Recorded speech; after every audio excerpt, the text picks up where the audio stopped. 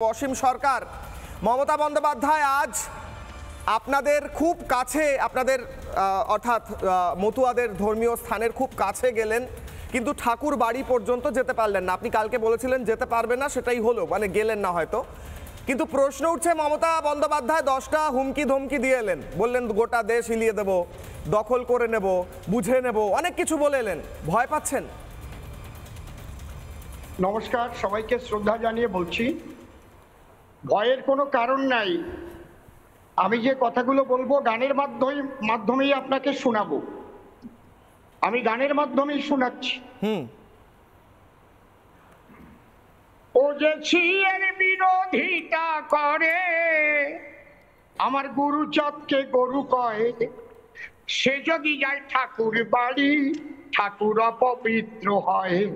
সে যদি যায় ঠাকুর বাড়ি ঠাকুর অপবিত্র হয়। কিছু ধামা ধরা মতুয়ারা ঘরে তার সাথে, এরা বাবার অপমান ভুলিয়া টাকাতে মাতে। এদের নাগরিক সুরক্ষা দিতে, ও এদের নাগরিক সুরক্ষা দিতে পারবে কি দিদির দিদি মার বাবায়?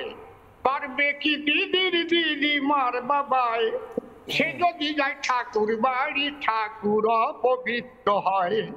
সে যদি যায় ঠাকুর বাড়ি ঠাকুর অপবিত্র হয়। উনি তারপর যে কথাটা বলছেন, আমি তার জন্য একটা পদ আমি জুড়ে দিচ্ছি। আচ্ছা, শুনুন আপনারা, একটা পদ, বিশেষ পদ। হ্যাঁ। মমতার ভাষাতে আমরা পেলাম পরিচয়, উনি উগ্রপন্থী লাদেন মিয়া, না হয় দাউদের সঙ্গী রয়। ও হলে ডাকাত রানী এমন বাণী, উনি নাকি ভারতকে হেলিয়ে দেবেন। এটা ডাকাত রানী টানি তারা বলতে পারে, ওনার মুখ দিয়ে এটা সভা পায় না।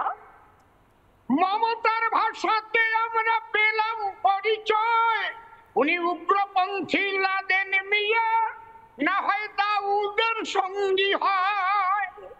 হলে ডাকাত রানী তার এমন বাণী, ও হলে ডাকাত রানী এমন বাণী, তাদের মুখের ভাষায় শোনা যায়। দেখেন, সে যদি যায় ঠাকুর বাড়ি ঠাকুর অপবিত্র হয়। সে বেশ, অসীম সরকার বিজেপি বিধায়ক, কিন্তু তার সঙ্গে তিনি গায়কও বটে। তিনি গানের মাধ্যমে স্পষ্ট করলেন মতুয়াদের আজকে মনের ভাব কি মমতা বন্দ্যোপাধ্যায়ের আজকে সভার পর। নানা ধরনের কন্টেন্ট দেখার জন্য লাইক করুন, শেয়ার করুন আমাদের ফেসবুক পেজ, সাবস্ক্রাইব করুন আমাদের ইউটিউব চ্যানেল। পাশাপাশি অন্যান্য ব্রেকিং নিউজের জন্য অবশ্যই চোখ রাখুন রিপাবলিক বাংলায়।